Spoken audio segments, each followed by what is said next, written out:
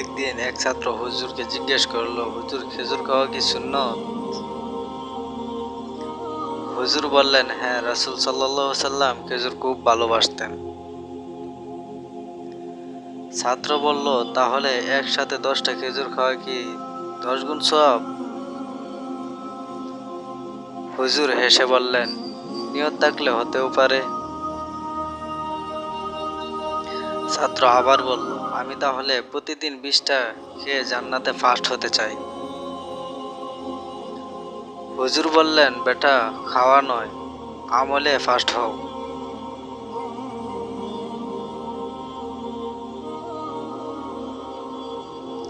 ছাত্র বলল, তাহলে খেজুরের সাথে বিস্কুটও খেলে কি মিলাদ হবে? হুজুর বললেন, না রে বেটা, ওটা তো হোটেলের প্ল্যান।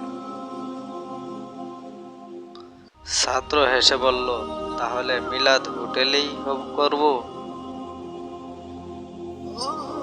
উপদেশ: ইসলাম শুধু খাবারের নয়, নিয়ত ও আমলের ধর্ম।